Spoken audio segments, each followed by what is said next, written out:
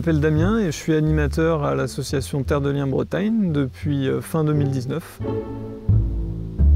Mon poste a été créé pour travailler plus particulièrement sur la partie mobilisation citoyenne et travailler avec les bénévoles, les aider à se structurer sur les territoires et créer des groupes locaux pour pouvoir agir sur le foncier agricole et permettre des transmissions et des installations paysannes et bio. L'objet de Terre de Liens, c'est de préserver le foncier agricole, le sortir du marché pour éviter la spéculation et considérer la terre comme un bien commun.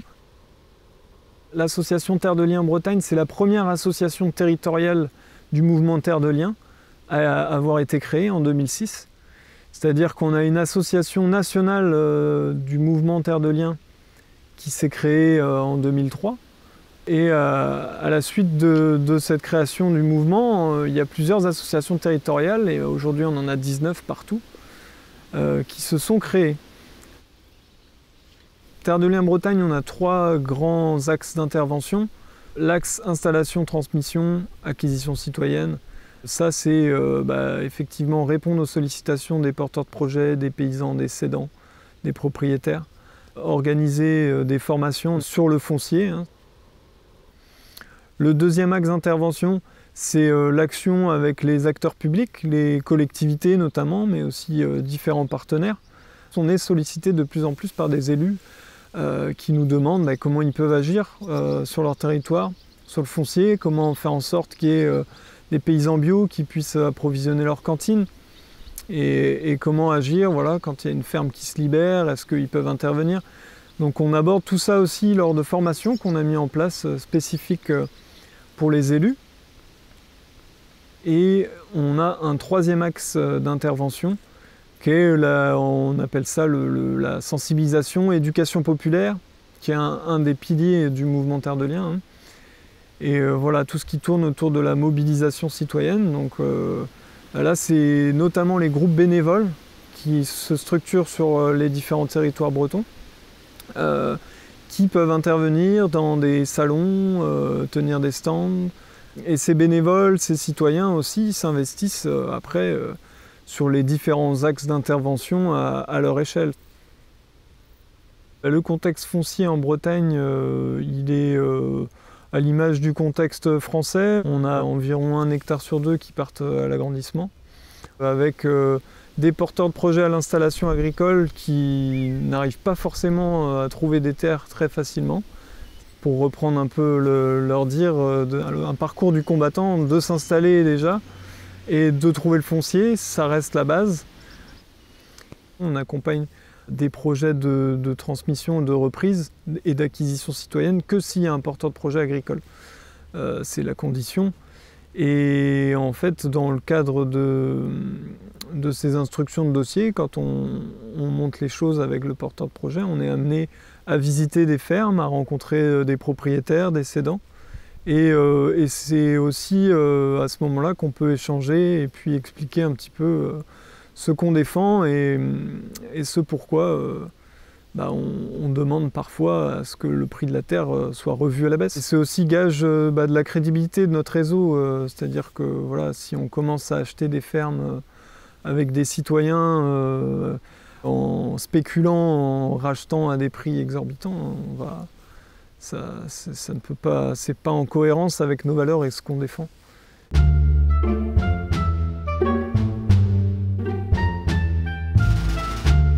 Pour nous, c'était vraiment, la question s'est même jamais posée de faire autrement que de faire appel à Terre de Liens, ça nous paraissait une évidence. On avait une motivation, on va dire, plus éthique et philosophique à faire appel à Terre de Liens. On était tous les deux convaincus par cette idée de terre qui soit un bien commun, qui soit possédé par un ensemble de citoyens et que ce ne soit pas les paysans qui en soient les propriétaires, que ce ne soit pas un outil de capitalisation et de spéculation.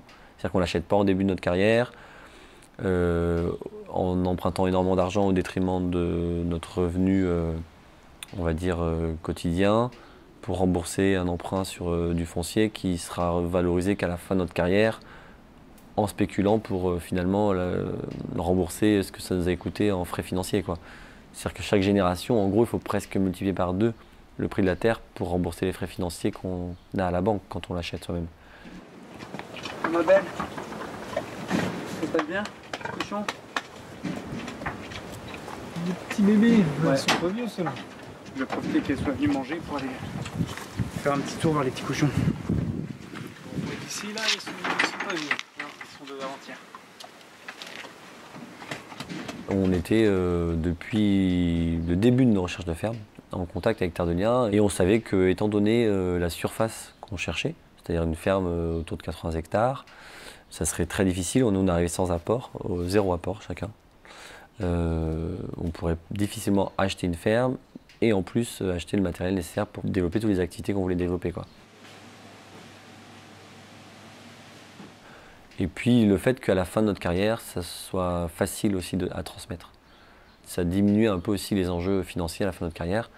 On sait que Terre de Liens, on présentera nos successeurs et ça sera loué. Donc pour nous, c'est une grande stabilité le fait que ça soit un propriétaire institutionnel plutôt qu'un propriétaire privé.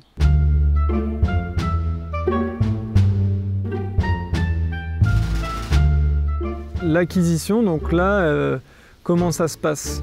Bien souvent, les propriétaires sont pressés de vendre, il faut que ça aille vite. Nous, ce qu'on réexplique, c'est qu'il faut faire attention. On part sur une acquisition pour une carrière, c'est pas n'importe quoi. Il faut faire un état des lieux d'entrée, il faut bien regarder ce qu'on achète. Et pour pouvoir développer de l'acquisition citoyenne, mobiliser des citoyens, ça prend du temps aussi. Dans Terre de Liens, il y a deux modes d'acquisition qui sont utilisés. En Bretagne, il y a une acquisition un peu qui est spécifique à la Bretagne, ça a été de développer des GFA et des SCI.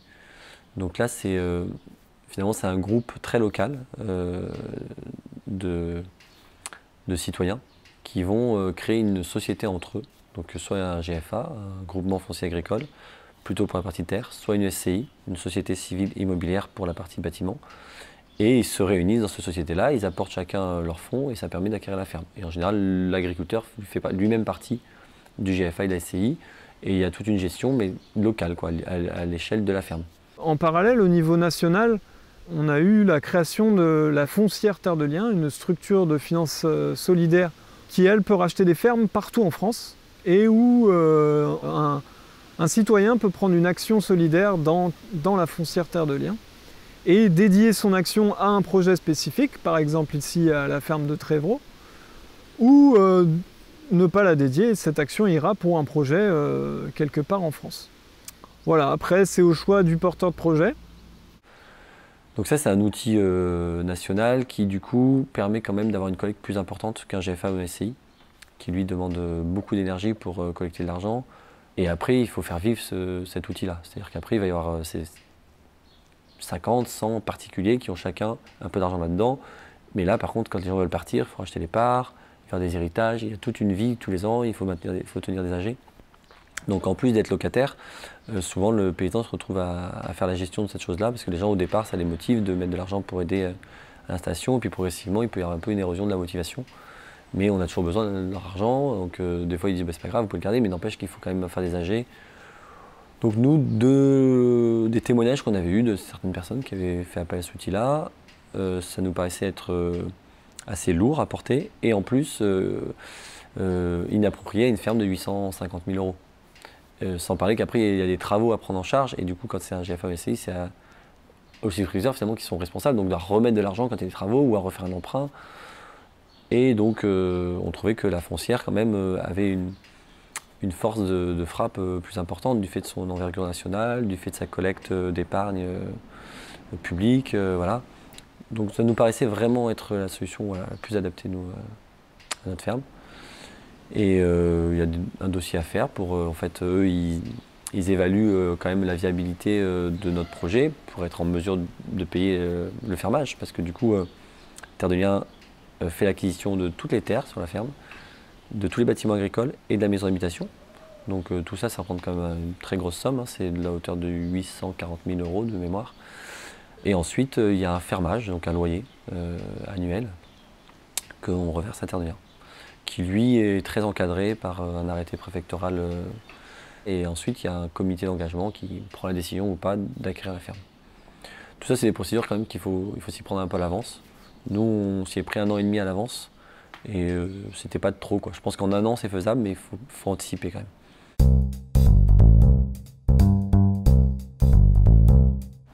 Le fait d'être sur une ferme, d'être locataire d'une ferme Terre de Liens, on sent qu'on a un soutien collectif, quoi.